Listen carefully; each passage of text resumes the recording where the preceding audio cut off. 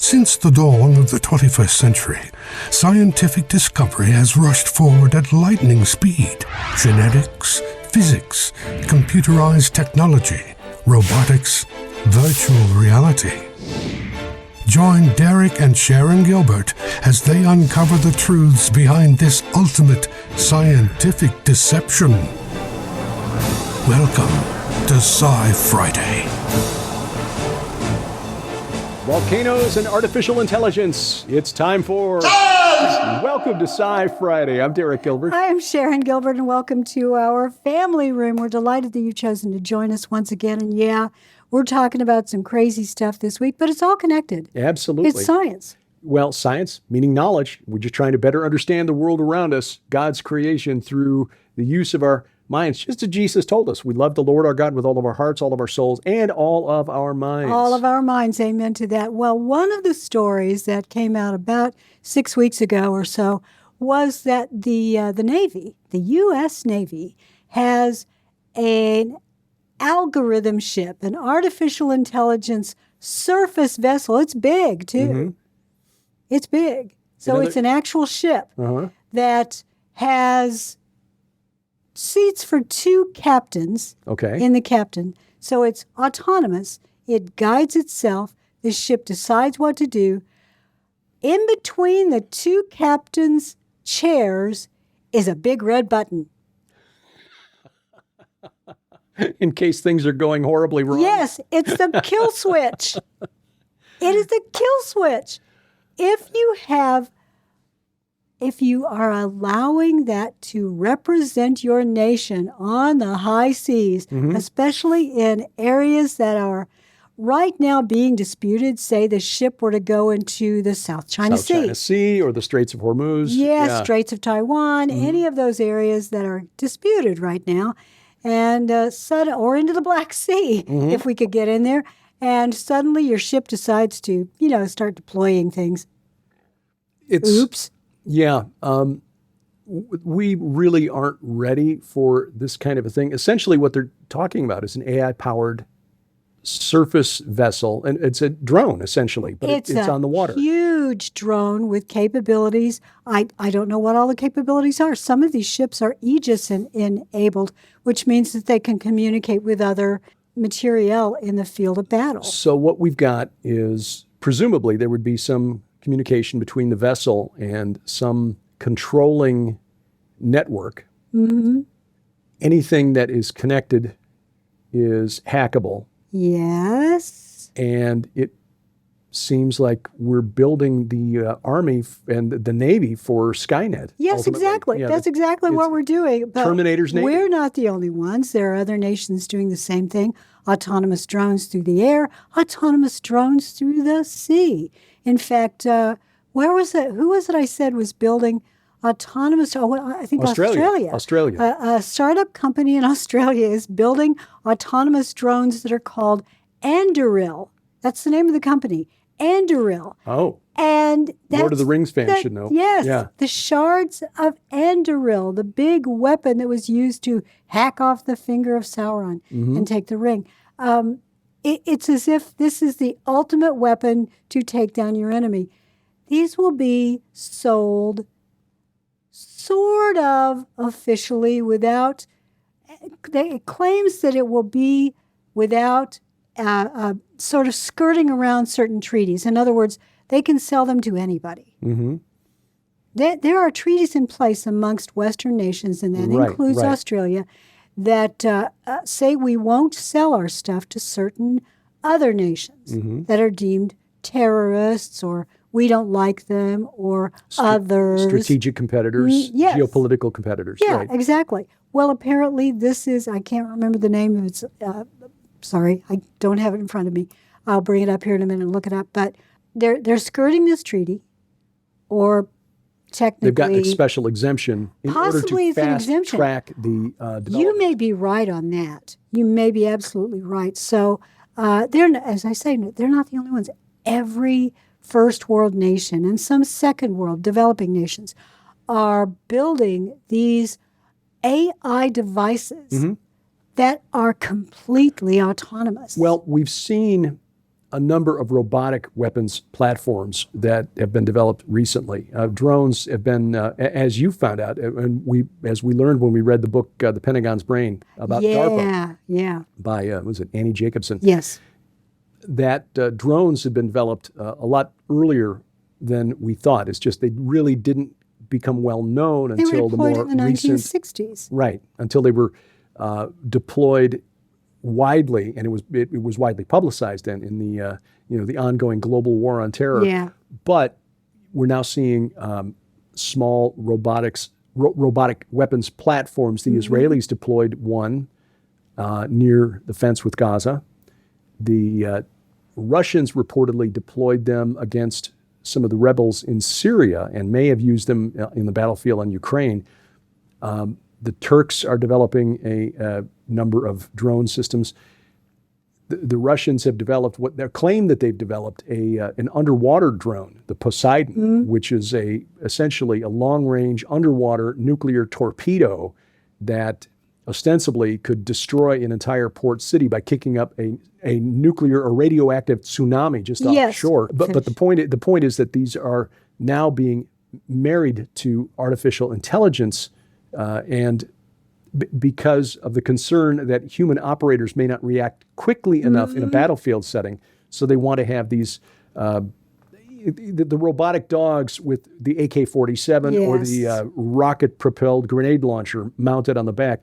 Add that to an AI, and suddenly you've got, was it that Black Mirror episode with the dogs hunting down the guy, or the reboot of War of the Worlds that had the robotic dogs with the guns. There are more and more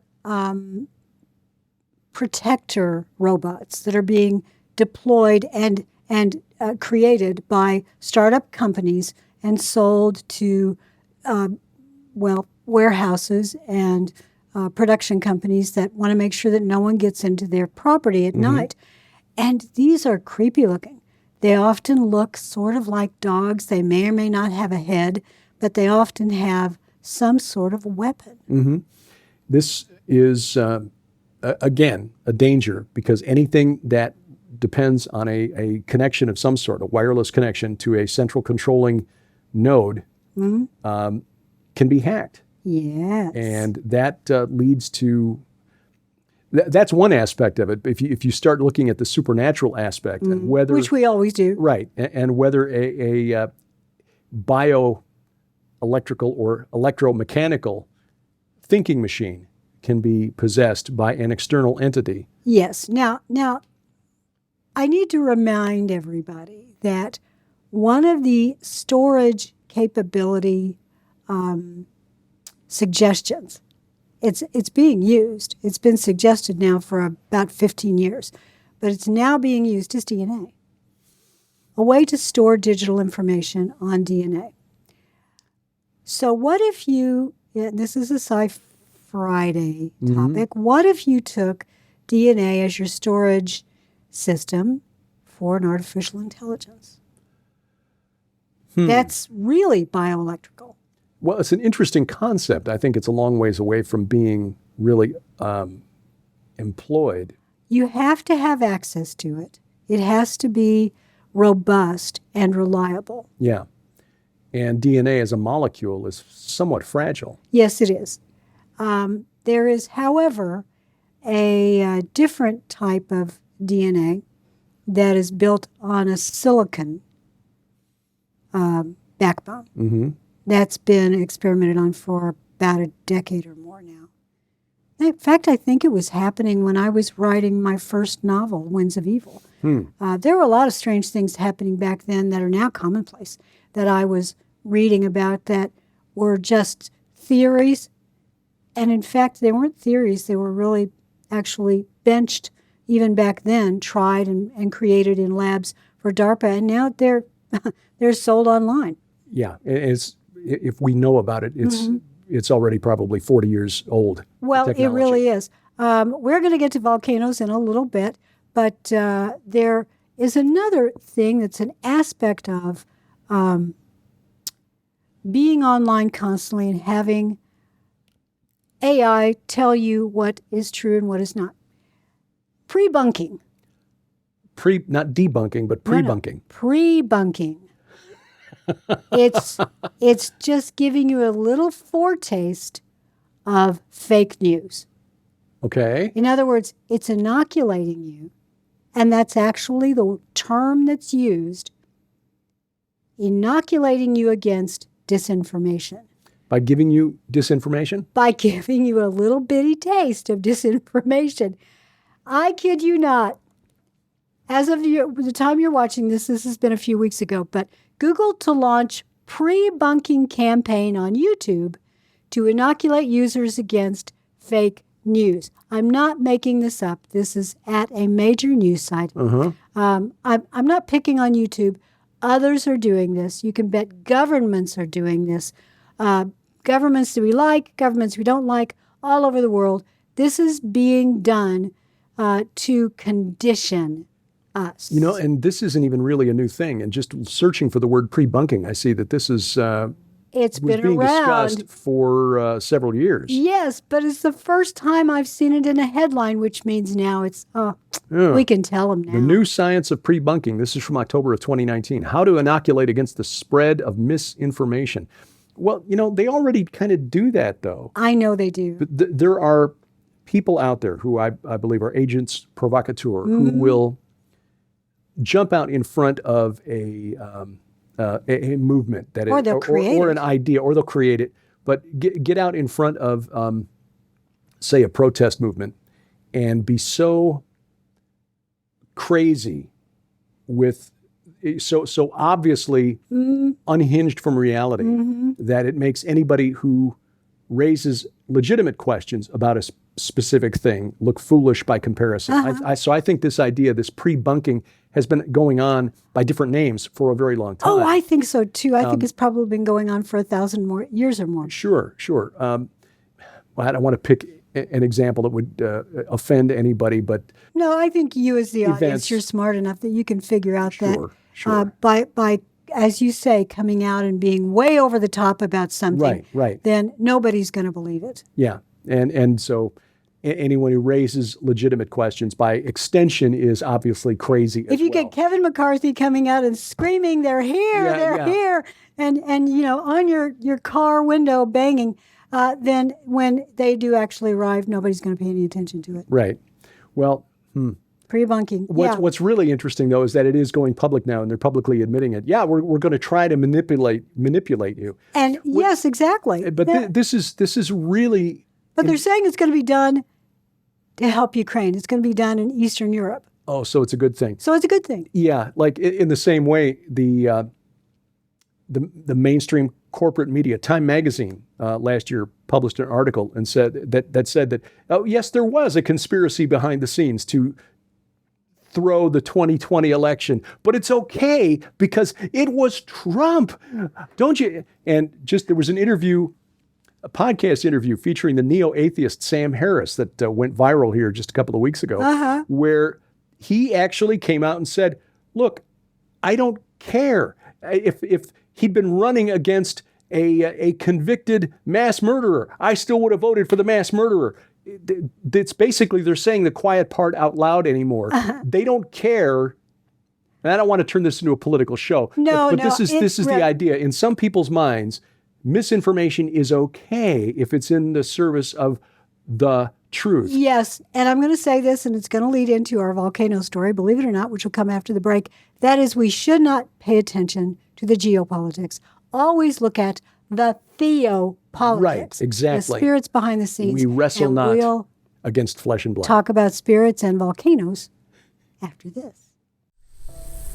Imagine a wave of terror attacks across our country. Unexpected, shocking, deadly, and provoked by a single email. The government responds with lockdowns and lockups of anyone with unapproved ideas, and they add in mandatory vaccines. That's the premise behind my novel, The God Conspiracy, and your response to our special offer in the month of August was so overwhelming, and we are grateful for that we've decided to extend it. The God Conspiracy plus the theology behind the novel, 12 hours of our video teachings taken from presentations we've recorded over the last 5 years. 12 hours of video in all on 4 DVDs, all together, a $120 value. We're offering it to you during the month of September for just $35 plus shipping and handling. It's a compelling story that I hope you appreciate. But more than that, the video teachings on the long supernatural war in which we all play a part, from Eden to Armageddon. Take advantage of it now. Available online at the Gilbert House store, only gilberthouse.org. And we thank you for your prayers and your support. Thousands of years ago, giants walked the earth. They are long gone, but their spirits remain. The evidence is there for those with eyes to see. Megalithic tombs, monuments aligned with the stars, and the words of the prophets and apostles recorded in Scripture. Now, see this evidence for yourself as Derek and Sharon Gilbert take you on a tour of the Holy Land with special guests Pastor Carl Gallups and Messianic Rabbi Zev Porat. From the mountain where the story began to the mountain where it all ends. Wars of the Gods, Volume 2, Search for the Rephaim. Available now in DVD and HD streaming video. Online at gilberthouse.org.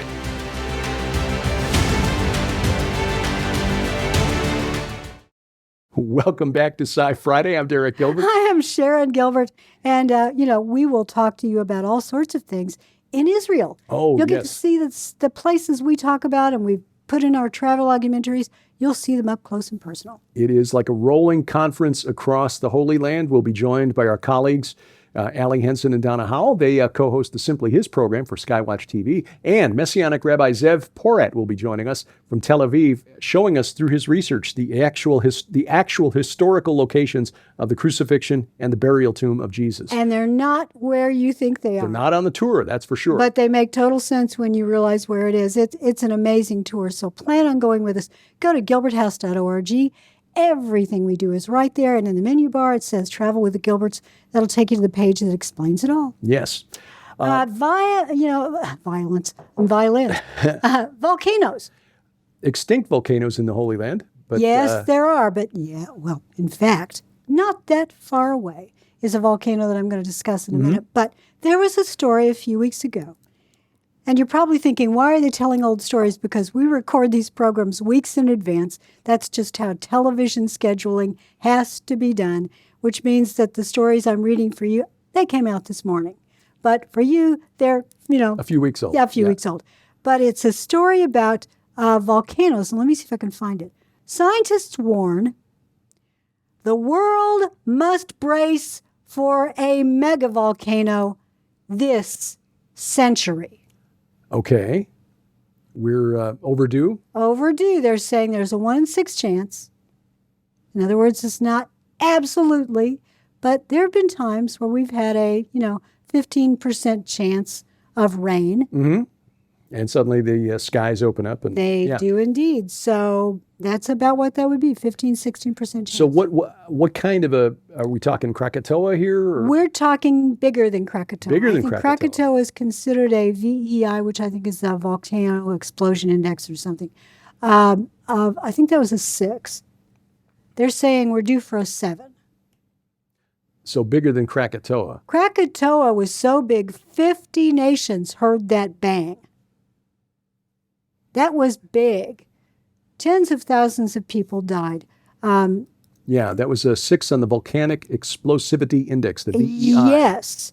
One of the volcanoes they think could go off is Mount Damavand, which is in Iran. Huh.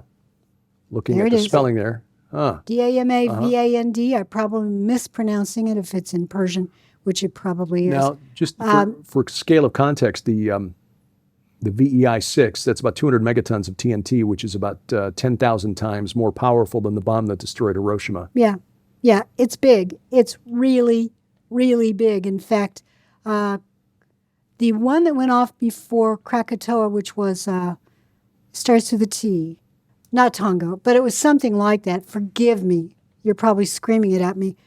But about the same time, we had the one in Missouri go off. The one in Missouri. The earthquake. Not a volcano. Gotcha. No, there's no volcano here. But an earthquake. Sorry. In other words, what I'm saying is the earth was really active. that time. Yes. The New Madrid Fault. The New Madrid Fault went 1811. off, Yeah. and the Mississippi flowed backwards. Mm-hmm. And that, I think, that rang bells on the East Coast. It did, yeah. Boston, Yes. as far as Boston. So what we're saying is scientists, volcanologists are warning that humanity needs to get ready for a mega volcano eruption this century.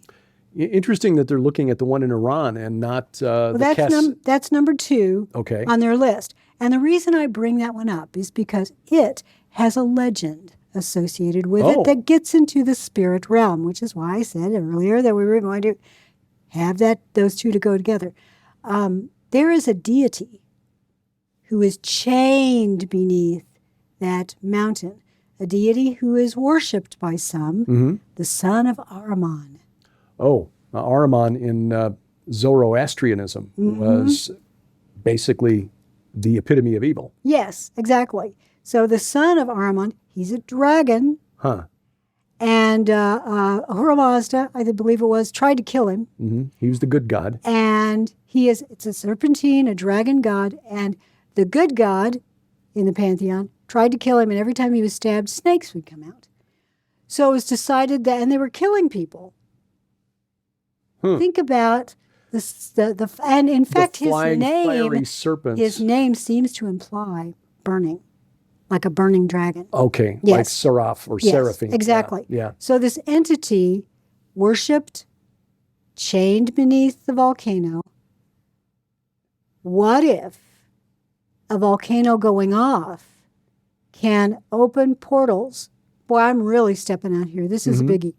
But if you have this idea that an entity is chained beneath a mountain and it's a volcanic mountain that has gone off in the past, there may be a local belief. Scientists would say, well, they've made up the whole mythology because the mountain went off and there is a volcano in, I want to say it's in the New World, it's in Central America or South America, that went off. And when it did, the snakes and the insects in the ecosystem on the sides of the mountain came flying down into the villages and attacked human beings.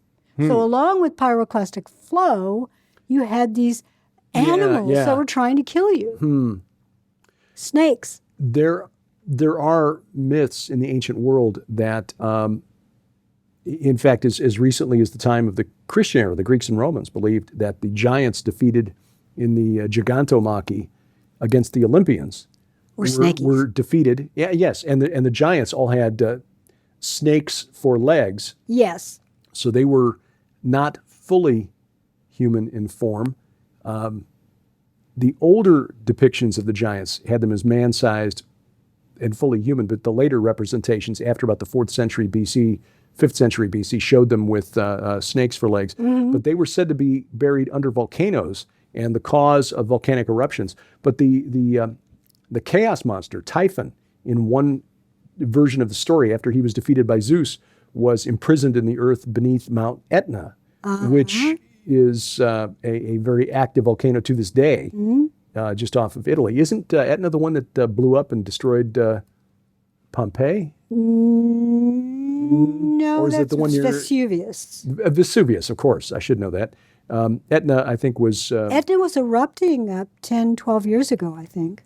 Yeah. Now, remember, it's not just, oh my gosh, the whole world heard a big bang and people locally are in danger.